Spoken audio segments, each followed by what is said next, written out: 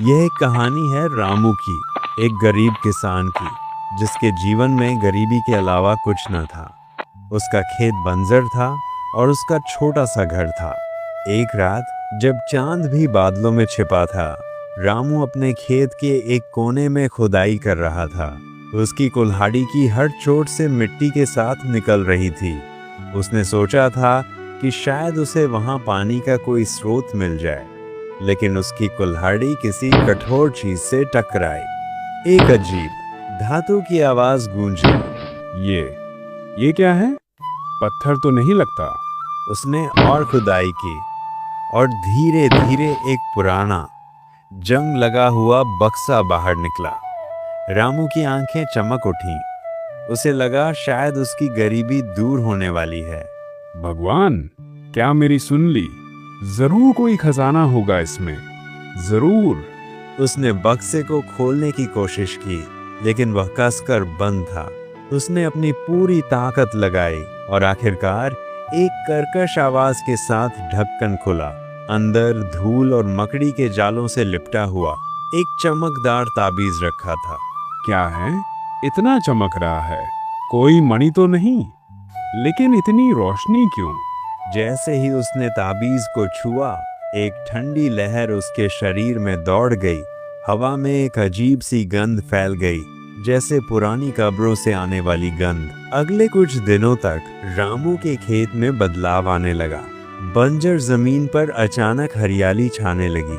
फसलें लहलहा उठी, मानो जादू हो गया हो। रामू की खुशी का ठिकाना न था। उसे लगा कि ताबीज ने उसकी किस्मत बदल दी है। ये तो कमाल हो गया। बस एक ताबीज और मेरी पूरी दुनिया बदल गई। अब मेरी पत्नी और बच्चों को कभी भूखा नहीं सोना पड़ेगा। लेकिन जैसे जैसे उसकी समृद्धि बढ़ी, एक अजीब सी बेचैनी भी बढ़ने लगी। रात में उसे अजीबोगरीब आवाजें सुनाई देने लगी। एक रात जब रामू अपनी झोपड़ी में सोया हुआ था, उसे अपने दरवाजे पर खटखटाने की आवाज सुनाई दी। कौन है इस वक्त? इतनी रात दरवाजे पर खटखटाने लगा। उसने दरवाजा खोला और सामने एक लंबा, दुबला, पतला आदमी खड़ा था।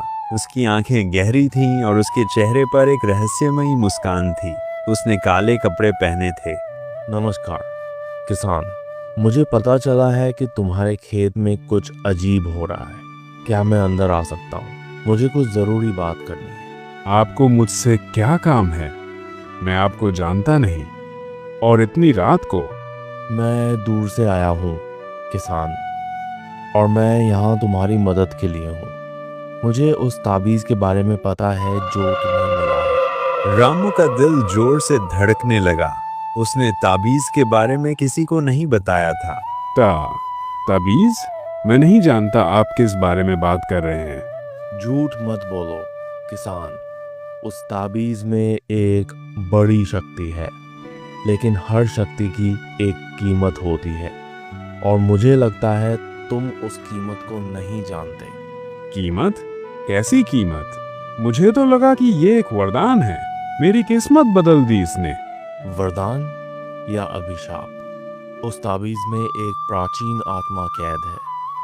एक ऐसी आत्मा जो तब तक शांत नहीं बैठेगी जब तक उसे कोई बलिदान न मिल जाए, और जिस दिन उसे बलिदान नहीं मिलेगा वह अपना बदला लेगी। बलिदान? ये क्या बकवास है? कोई बलिदान नहीं। मैंने किसी आत्मा को कैद नहीं किया। मैं तो बस मुझे वो बक्सा मिला। वह बक्सा किसी दुर्घटना से नहीं मिला रामू, उसे तुम्हारे लिए रखा गया था। उस आत्मा को एक नया मेजबान चाहिए था, और तुम उसके लिए बिल्कुल सही थे। तुम्हारी गरीबी, तुम्हारी हताशा, उसे यह सब आकर्षित करता है।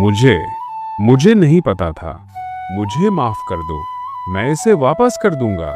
जहां से मिला था वहीं दफन कर दूंगा। अब बहुत देर हो चुकी है रामू।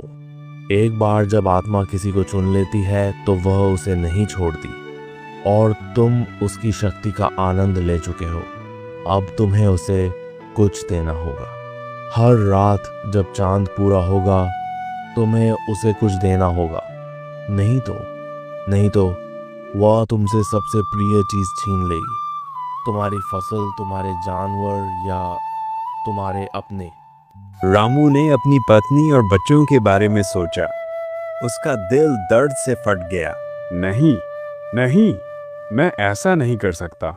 मैं किसी को बलिदान नहीं दे सकता। मैं एक किसान हूँ। मैं किसी को नुकसान नहीं पहुँचा सकता। तो फिर तुम्हें तैयार रहना होगा। अगली पूर्णिमा को तुम्हें पहला बलिदान देना होगा।